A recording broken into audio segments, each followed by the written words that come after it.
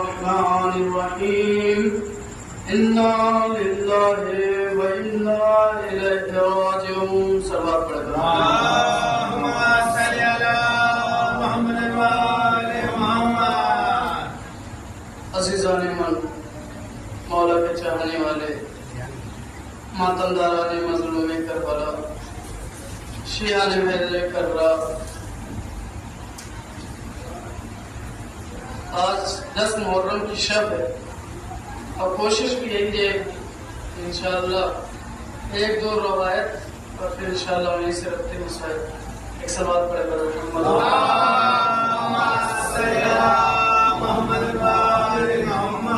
تمام تعریفیں ہیں اس پروردگار کے لیے جس نے ہمیں خلق کیا، خلق کرنے کے بعد ہمیں زمین پر بھیجا اور ہماری ہدایت کے لیے ہادی کا انتخاب کیا. ہر زمانے میں ایک رہبر آیا ہے، ایک ہادی آیا ہے، ایک رہنما آیا ہے جو ہماری ہدایت کرتا ہے. اور آج کے زمانے میں بھی اگر ہم سے کوئی پوچھے بھائی آپ کا ہادی کون ہے رہنما، تو ہمارے آج کے زمانے میں ہمارے ہادی ہمارے اور آپ کے آخری امام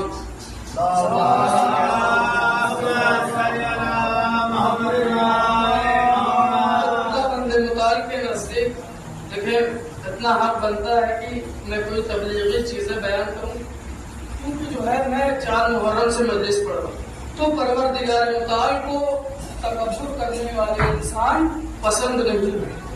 آئیے میں روایت کے ذریعے سے آپ کو سمجھاتا ہوں.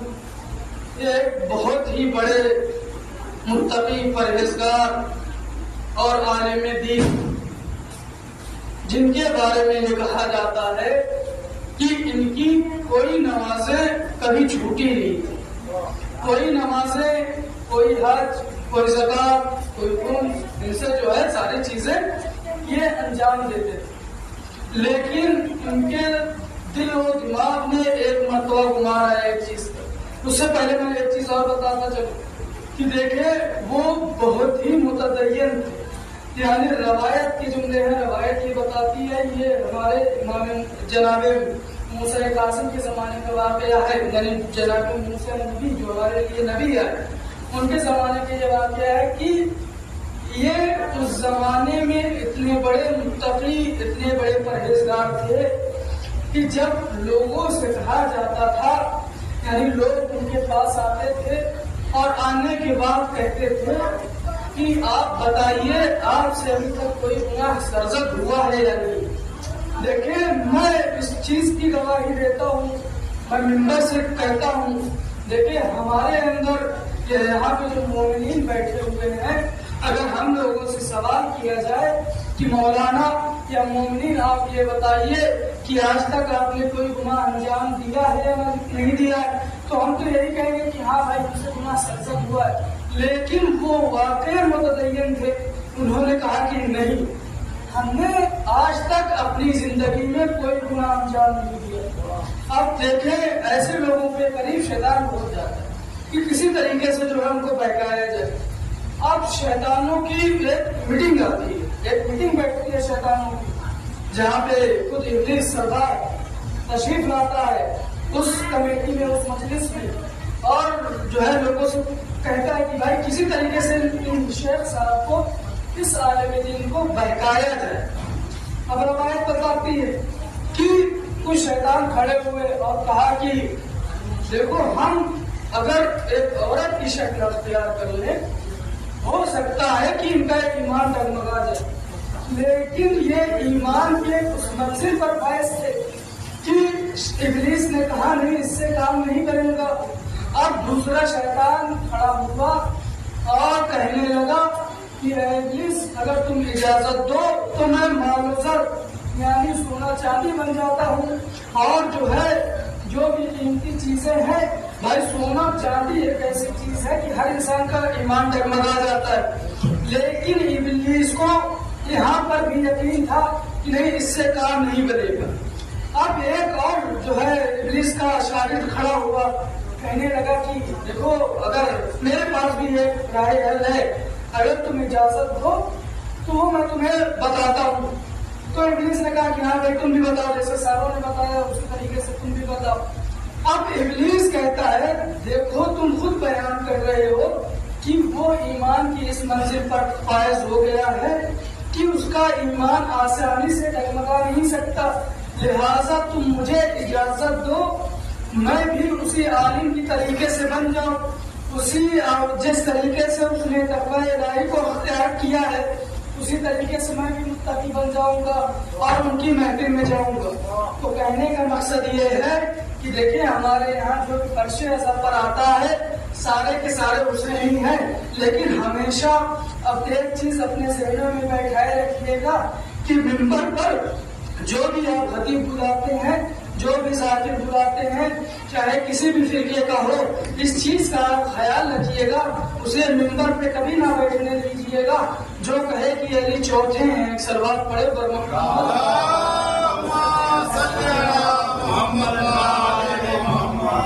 کچھ لوگ ایسے بھی ہیں نا کہتے ہیں کہ حقیقت میں مولا متقیان کو اگر دیکھا جائے تو مولا متقیان جو ہے پہلے ہیں لیکن ظاہری اعتبار سے چوتھے ہیں۔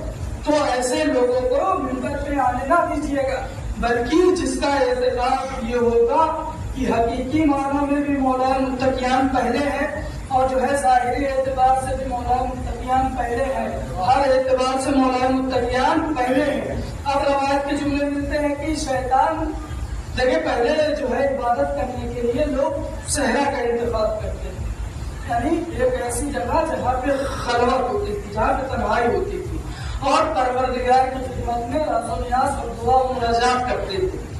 اب دیکھیں روایت بتاتے ہیں کہ یہ بزرگ یہ جو عالم دین تھے یہ اپنا مسلح لے جا کے صحرا میں بچھا دیتے ہیں اور پہلے نماز میں مصروف ہو جاتے ہیں، عبادت میں مصروف ہو جاتے ہیں۔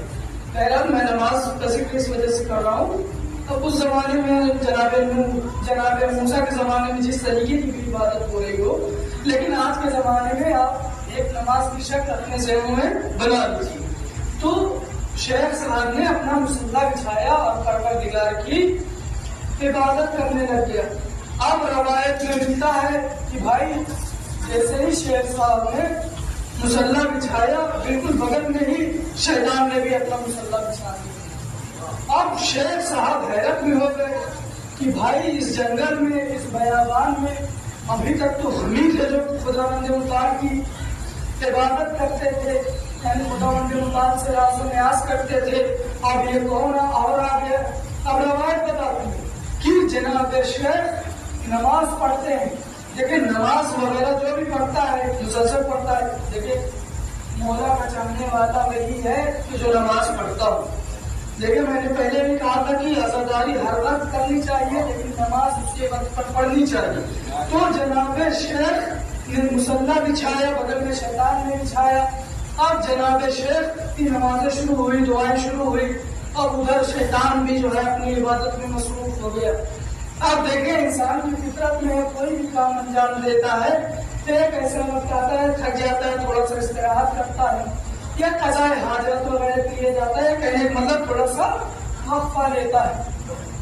اب جناب شیخ نے تھوڑا سا وقفہ لیا لیکن شیطان اپنی بالکل عبادتوں میں مصروف۔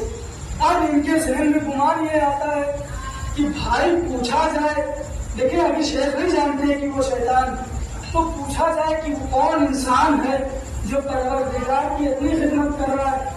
اب روایت میں ملتا ہے کہ جیسے ہی شیطان کی نماز مکمل ہوئی، یعنی کہ السلام علیکم ورحمۃ اللہ وبرکاتہ، اب شیخ نے چاہا کہ جا کے پوچھے کہ تو کون ہے، پھر شیطان نے فوراً نیت کر لی اللہ اکبر، پھر ادامہ دے دیا۔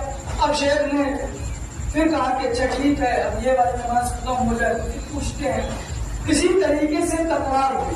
اب دیکھیں ایک لوہار کا کیا کام ہوتا ہے، کوئی انسان دیتا چلو، ایک لوہار کا کیا کام ہوتا ہے، لوہار اپنے اوزار کو یعنی لوہے کو بھٹی میں اس وقت تک پگھلاتا ہے جب تک وہ سرخ نہ ہو جائے، جب تک وہ لال نہ ہو جائے۔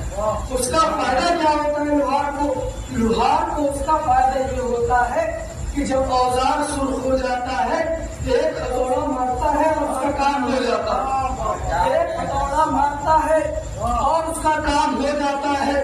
شیطان نے دیکھا شیخ صاحب تپ رہے ہیں، ان کو تپاتا رہا. اب ایک منزل ایسی بھی آئی، جیسے ہی اس نے سلام کہا شیخ صاحب جائے تو بالکل پکڑ لیے. کہا کہ اچھا یہ بتاؤ کہ تم پروردگار کی اتنی عبادت کر رہے ہو اور جو ہے تمہیں کون سی ایسی چیز ہے جو پروردگار کی طرف لے جا رہی ہے، پروردگار کی جانب مائل کر رہی ہے. وہ کہنے لگا اچھا شیخ صاحب آپ یہ بتائیے کہ آپ نے اپنی زندگی میں کوئی گناہ انجام دیا ہے یا نہیں دیا. اب شیخ صاحب میں نے پہلے کہا تھا کہ شیخ صاحب ایسے تھے کہ جنہوں نے اپنی زندگی میں کوئی گناہ انجام نہیں دیا تھا. شیخ صاحب نے یہاں پہ بھی کہا نہیں آج تک تو ہم نے کوئی گناہ انجام نہیں دیا. اب تک شیطان یہاں پہ اپنا کام کرنے لگا. پوری طریقے سے دیکھا شیخ صاحب اب ہمارے کنٹرول میں آ سکتے ہیں. فوراً کہا کہ جب آپ نے کوئی گناہ ہی نہیں کیا ہے تو آپ کو عبادت میں کیا مسائل ہے. دیکھو میں نے گناہ کیا ہے اور اس وجہ سے میں پروردگار کی اطاعت کر رہا ہوں، میں پروردگار کی عبادت کر رہا ہوں اور تاکہ خدا اپنے مطابق کے خوف سے میں بچ سکوں. جبکہ آپ نے کوئی گناہ ہی نہیں انجام دیا ہے تو آپ کو کسی چیز کا خوف نہیں، لہٰذا اس وجہ سے میں گناہ جو ہے میں عبادتیں انجام دے رہا ہوں. اور روایت بتاتی کہ شیخ صاحب کی سمجھ میں آ گیا کہ بھائی بات تو صحیح کہہ رہا ہے کہ ہم نے تو زندگی میں کوئی گناہ ہی نہیں انجام دیا ہے. اگر ہمیں بھی جو ہے اس انسان کی طریقے سے عبادت کرنی ہے تو ہمیں بھی ایک عالم کو ہدایت دی، ایک عالم کو بتایا کہ صحیح راستہ کیا ہے. لہذا پروردگار نے جناب موسیٰ کو حکم دیا کہ موسیٰ جاؤ اس خاتون کو تم نماز جنازہ پڑھاؤ اور جو ہے کفن دو، اور یہ تمہارے ہمسایوں میں سے ہوگی. تو عزیزان من کہنے دیجئے دیکھیں یہ جناب موسیٰ ہے، یہ ایک گنہگار عورت ہے، تو آپ ذرا اپنی عورتوں کو پردہ ہٹائیے. کیا منزلت ہوگی جناب پیغمبر کی، کیا منزلت ہوگی مالک اشتر کی، کیا منزلت ہوگی مالک اشتر کی، کیا منزلت ہوگی جناب مالک کی، کیا منزلت ہوگی جناب عمار کی، کیا منزلت ہوگی جناب مقداد کی، جنہوں نے اپنی پوری زندگی اہل بیت کی خدمت میں گزار دیا. کبھی مولا کو کوئی مشورہ نہیں دیا بلکہ جو مولا نے کہا وہی انجام دیا.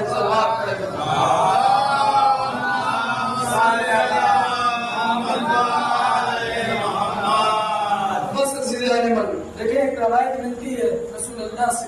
رسول اللہ فرماتے ہیں ان الحسین مصباح الہدی و سفینۃ النجات، کہ میرا حسین بے شک حسین مصباح الہدی ہدایت کی چراغ ہے، و سفینۃ النجات اور جو ہے نجات کو بانٹنے والے سفینہ نجات ہیں. یعنی ان سے جو متصل ہو جائے گا، جو ان سے پیوست ہو جائے گا وہ کامیاب ہو جائے گا.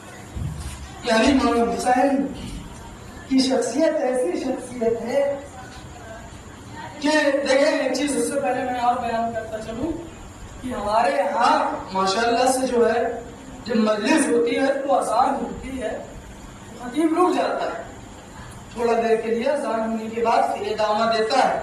لیکن کچھ لوگ ہمارے یہاں ایسے بھی ہیں جو کہتے ہیں کیا بند کر دی جائے، آج کی شب قیامت کی شب ہے.